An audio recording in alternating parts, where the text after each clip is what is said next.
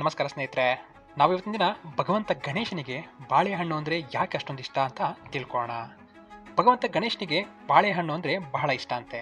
ಅಷ್ಟೇ ಅಲ್ಲದೆ ನಾವು ನೋಡಬಹುದು ಭಗವಂತ ಗಣೇಶನಿಗೆ ಇಷ್ಟ ಆಗೋ ಎಲ್ಲ ಹಣ್ಣುಗಳು ಸರಳ, ಪವಿತ್ರ ಮತ್ತು ಪೋಷಕವಾಗಿ ಇರುತ್ತಂತೆ. ಅದರಲ್ಲೂ ಬಾಳೆಹಣ್ಣು ತನ್ನದೇ ಆದ ವಿಶೇಷ ಸ್ಥಾನವನ್ನು ಹೊಂದಿದೆ. ಹಣಕಾಸು ಸಿರಿವಂತರ ಮನೆಗಳಲ್ಲಿ ಬಾಳೆಹಣ್ಣು ಯಾವಾಗಲೂ ಇರೋದನ್ನ ನೀವು ನೋಡೇ ಇರ್ತೀರಾ. ಆದರೆ ಅದರ ಸರಳತೆ ಮತ್ತು ಪೌಷ್ಟಿಕತೆ ಭಗವಂತ ಗಣೇಶನಿಗೆ ಬಹಳ ಇಷ್ಟವಾಗಿರುತ್ತೆ. ಅದಲ್ಲದೆ ಒಮ್ಮೆ ಮಾತೆ ಪಾರ್ವತಿ ಅಂದರೆ ನಿಮಗೆಲ್ಲ ಗೊತ್ತು, ಭಗವಂತ ಗಣೇಶನ ತಾಯಿ ತನ್ನ ಮಗನಿಗೆ ಬಾಳೆಹಣ್ಣುಗಳನ್ನು ನೀಡ್ತಾ ಇದ್ರಂತೆ. ಅವರಿಗೆ ಗೊತ್ತು ಈ ಹಣ್ಣುಗಳಲ್ಲಿ ಇರುವ ಪೌಷ್ಟಿಕತೆ ಗಣೇಶನಿಗೆ ಹೆಚ್ಚು ಶಕ್ತಿಯನ್ನ ನೀಡುತ್ತೆ ಅಂತ. ಈ ಕಾರಣಕ್ಕೆ ಭಗವಂತ ಗಣೇಶನಿಗೆ ಬಾಳೆಹಣ್ಣು ಬಹಳ ಇಷ್ಟ ಆಗ್ತಿತ್ತಂತೆ. ಬಾಳೆಹಣ್ಣುಗಳಲ್ಲಿರುವ ಶುದ್ಧತೆ ಮತ್ತು ಸದ್ಭಾವನೆಯನ್ನ ಪ್ರತಿನಿಧಿಸುತ್ತೆ. ಇದು ಭಗವಂತ ಗಣೇಶರಿಗೆ ಅರ್ಥ ಆಗಿರುತ್ತೆ ಮತ್ತು ಅವರು ಯಾವಾಗಲೂ ತಮ್ಮ ಪ್ರಾರ್ಥನೆಗಳಲ್ಲಿ ಬಾಳೆಹಣ್ಣುಗಳನ್ನ ಸ್ವೀಕರಿಸ್ತಾರಂತೆ.